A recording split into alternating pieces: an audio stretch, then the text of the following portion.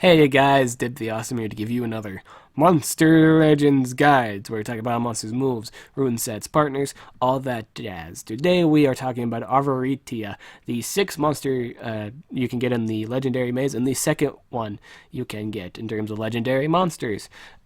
So Avarita is an interesting monster. He's probably the one that everyone thinks is the worst one. I'm gonna say he's the most unique one. It is. I will say this trait in terms of immune to magnetism.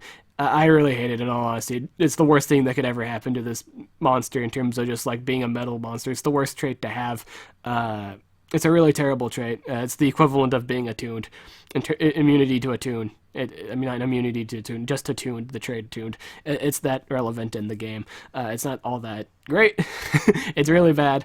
I do not like this trait whatsoever. But I'm going to teach you how to use this monster. This monster is unique. A lot of people say it's just absolute garbage. It's not good for anything. I'm going to teach you how to use it. I'm going to show you the ways of using this monster. It's unique, and there are partners that can go with it. There's ways you can build this thing to help you in your quests for success in a game, in a battle, and all that jazz. I'm not saying just because I like the monster that I made ways to use him. I'm saying that this guy has a unique playstyle and you can use it, and a lot of people are just downing it right away. There are uses for it. You can use this thing. It's in comps. It's just not the best monster in the game. It's bothersome when someone says a monster is really bad just because it's not as good as stuff that's already out. It just means they're not as good as them. It doesn't necessarily mean they're horrible. They can't be used for anything. You can use specific comps for this. I mean, you can use comps for monsters. There are comps that will work well with the moveset. This thing offers new things to the table in the give and take, and then give back later, but also took what he taked. Or gave in the first place. I'll explain that on the way. So power 3,311. Not too high of a power. It's okay. He's not really a damage dealer. He's, if anything, you could in terms of like just damage, you can build him extra guy. That's about it. But he's not really there to do damage. He's there to support. He's there to give in situations and take. As a price of that, and then give that back later. That's kind of his play style. And you can essentially just give him one of the two. He has two of the moves. His two main supporting moves play off with each other, and you can just one if you wanted to, and then run monsters that compensate for the loss of whatever he takes. I'll just get to that relatively soon as I talk about this monster. So the power, again, not too appealing. That's okay because he's not really a damage dealer. I would like to say his single target moves run on like one turn cooldown. It's not too high of cooldowns. I think one of them's like a spammable one. Not too bad in terms of moves. Life is 28,350. This is alright life. Make it better with a life rune. I'm going to say 2 speeds in a life is this guy's main build. I think it takes full advantages of his skill sets. I think it's very valuable and very relevant. You should give that a shot. But that's just my overall build, just for any whatever like area of the game you're in. 2 speeds in a life, I think, will do it really great. I don't see the point of running full speed. Don't run full speed with this thing. Run a life and 2 speeds. That's my highly recommended suggestion. Yeah, I don't know what the point of this that message is, but yeah, we're gonna pretend that wasn't there. That was random. That was really random, but that pop up though.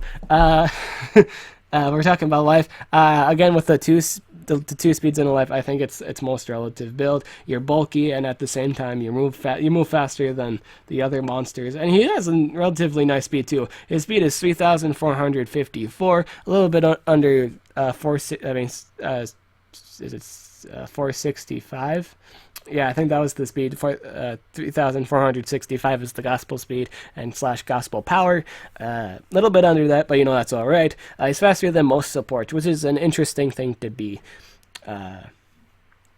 His ultimate is it's never enough. Deals moderate metal damage to all enemies. Heals by 100%. He heals himself for 100%. It's a self heal. So basically, he gets all of his life back. If he's ever in a situation where he's about to die, he gets this move. He is back up again. This is the third monster in the entire game that pretty much can restore basically all of his hit points. The other two monsters are basically Gorin and General Atum. Gorin doesn't have a 100% heal. He has a 90% heal, but basically, that's basically all of his hit points, essentially. He's the only one that can do an insane, so much healing that he is pretty much back at full health again. He's the only one really, he's one of the very few monsters capable of doing that. It is in the form of his ultimate, but since you're running that second speed rune, if you're running really good speed runes, especially if you're running both of those runes are level 9, you have a pretty good chance to get this, and you're probably in a situation where you do need to use this, and you're just back at full health again, and you're running a life rune, and you're still there. He's still there to help his allies. I think that's pretty great. I think that's really awesome. Pretty relevant. Let's see. Lose all good. This is good if you want to just go around taking people's positive effects. You can run this move. I'm going to say this move is an option.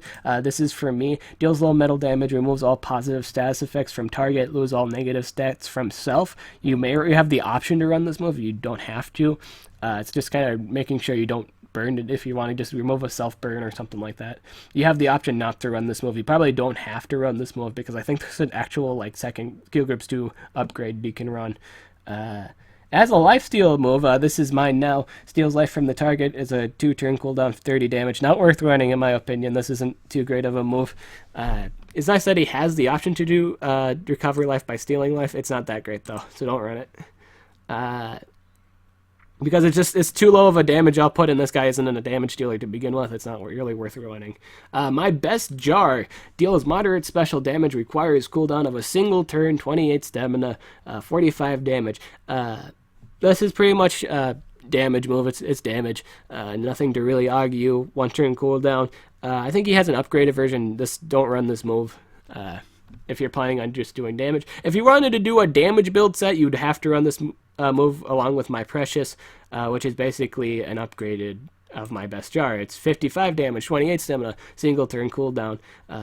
If anything, I'd probably in my main build. I'd suggest for you guys, I may suggest running this move, just my Precious, and then the rest is just supporting moves from then on out. Or I'd probably suggest just to run I want it now.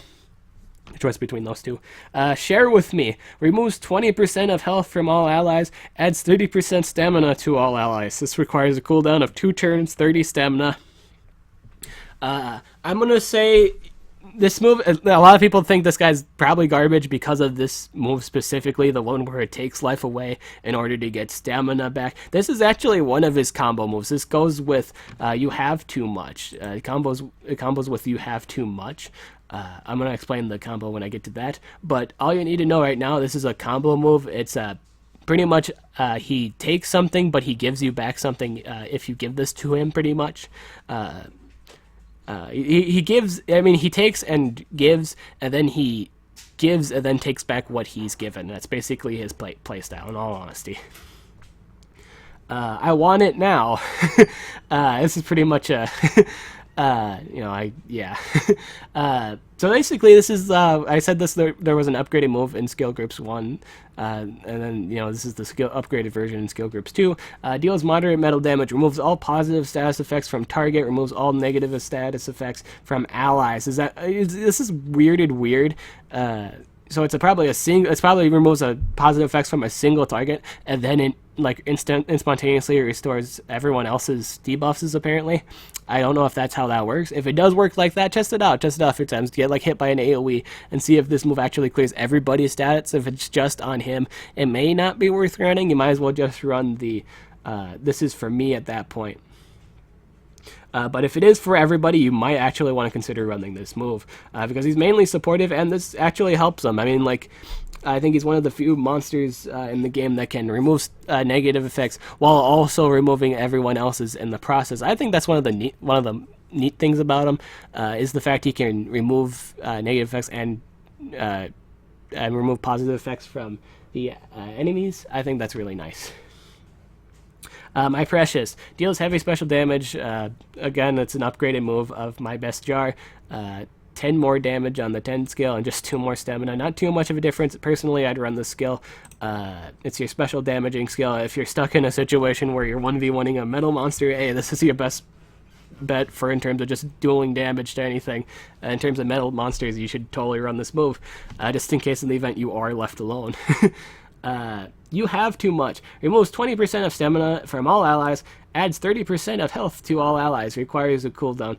So we're back to the combo of this monster. This is his main skill set. This is why he's considered a supportive monster, and the fact he heals, and he either heals or gives stamina, and the cost for that, he takes health or stamina, contrasting with whatever you use. So say if you share with me, you lose 20% of your health, he gives you 30% stamina back. If you have too much, he gives you 30% health, and he takes 20 stamina away from you. Swip swapping, essentially. It's an interesting game style of play. I will say you don't have to run share with me if you don't want to. I know that's bothersome for a lot of people. I'm going to give you the option not to run it, but for me, I might actually just run it because it's a combo. It's kind of the neat thing about him. He's unique. In all honesty, I think this guy's fun. I think this guy's a really fun monster to use. There's a lot of combos you may use to take advantage. And in all honesty, the prices for using these moves isn't too major. Because the way to counter the price cost for these moves to be used, you can just use AoE life regen or AoE stamina regen. So Invarv, straight up, best partner for this guy possible. Healing, it'd be weird to say because this guy's a supporter, and you already have another supporter on you. But that's an option. You can do maybe a mixed build Invarv, AoE life regen, AoE stamina regen, and then you can whatever you ever used to cost for the Avaritia, you get that back with the regen. It's that simple. So essentially too, especially if you have life regen, you'll basically just healed 50% of your life. Use this if you have regen on. Use this move. Everyone's just regained 50% once it's their turn. That's pretty huge. In terms of the span of their turns, it's interesting. But I will say this one specifically, you have to run. You have too much. I will say this is the neat thing about him. It's also really neat in the fact you should notice it's a 2-turn cooldown. Look at that, 2 turns. It's a 2-turn. This is basically a 2-turn heal. You can pretty much. This is the easy one. I will say this is the easy one to avoid the cost. Really, it's not too hard to really compensate for losing stamina. I don't think it's too much of a deal. There again, you can build around it. You can have stamina regen. You can, again, ways to build around it. I will say this is the pretty easiest one. And again, with share with me, losing 20% of your health, you can use life regen, and then you get that right back. Essentially, just whatever you have, if you have life regen, you get this back. If you get your life back. If you have stamina regen, you get this back. You see what I'm saying? What this guy does, he takes, he gives, and then he gives back what he takes, but he takes back what he gives. That's his play style. It's a new play style, and I think a lot of people are just downing this thing right away because it's not as it's not broken as stuff that's already out. It's bothersome when people say monsters are just trash because it offers a new thing on the table and it doesn't offer anything new. It doesn't offer the same stuff plus new stuff, new incredible stuff. I think that's bothersome for a lot of people. They don't want to try different ideas, which is bothersome again. But this guy offers new things on the table. I highly recommend trying a lot of different stuff with this guy. I Want It All deals low metal damage to all enemies, removes all positive status effects from all targets, removes all negative status from all allies. So that's kind of wordy, but basically he takes everybody's positive effects on the enemy, and then he removes all the bad stuff on your guys. I think this is a really strong move. This move is so powerful in the fact that you can remove burning, you can remove poison, you can pretty much remove anything that's really harming you to death, and then remove all your enemies' best buffs in the game, like double damage or stamina regen or like shields. You can take the shields away. You can do a lot of cheap things with like this monster. If he's like able to move. In all honesty, if this monster can do his supporting stuff, I don't think in terms of like the enemy being able to do positive effects, I don't think the enemy will ever get a time to get positive effects. I think with this, in terms of like what this guy is capable of, you can do a lot of cheeky things with him. I think that's what makes this guy really nice. It's also really nice that he has, again, 100% heal. He's a merchant that's really, you could think of him like a merchant that's kind of hard to get rid of. It's kind of like if you ever played like Pokemon Dungeons and you've ever seen like the Kelkleon clerics in the dungeon rooms. He's basically a Kelkleon merchant. he's really hard to kill, and he still can barter stuff. He still can sell you goods. It's funny, honestly, if you ever played Pokemon Mystery Dungeon, you should totally try it. But yeah, it's that's the kind of neat thing. It's funny. So overall, this monster is unique. Very, very. You can build them however you want. You don't have to necessarily do the share with me and you have too much combo. For sure move set that you should totally do. At least my personal preference set, I'd run you have too much, share with me, I want it all, and I want it now. And I want it now.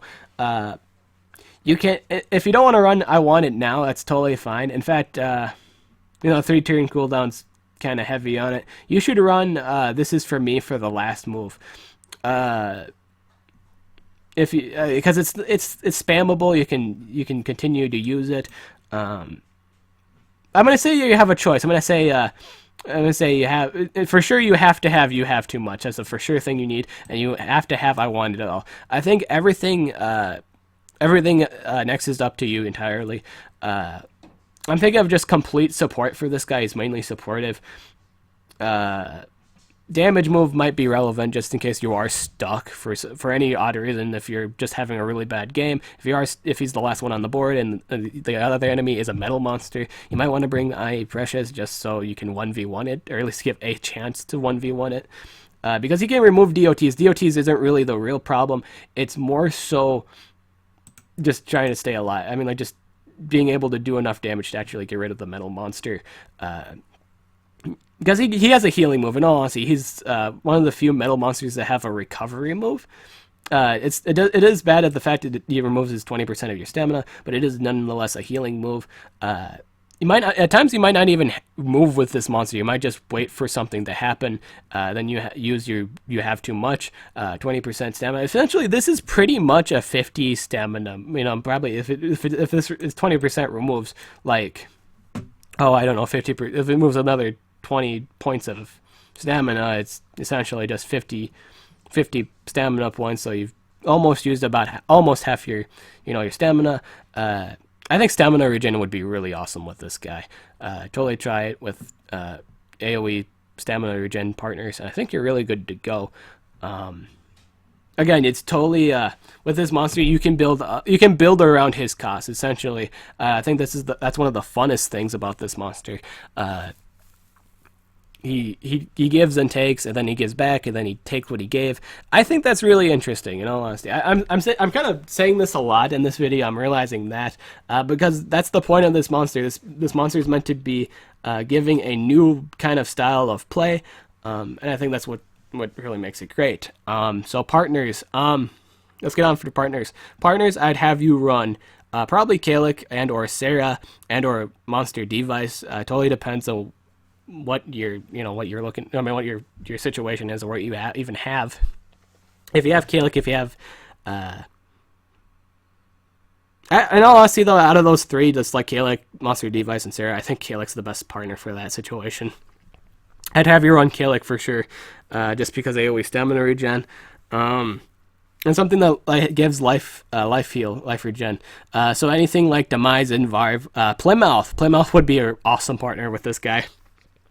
Simply because it would, because he has AoE life regen, and he's a damage dealer. So that pretty much makes up your main. I'm gonna try that. Like when I get this guy, I'm gonna do a Gaelic, Plymouth, and this guy, and see how great it goes. I'm gonna try that for a while. Play around with that team comp. I think that would be a fun partners for it. Other monsters you may run, anything that has moves that can make up for what he's just taken from you. So like if you're in like PvP, you could use like Arcade. Arcade can pretty much get back his stamina, so pretty much you can recover what Avaritia just took from him, like in terms of stamina cost. If like he heals him and he takes away stamina from Arcade, he can essentially just recover that back. Oxtech can do the same thing.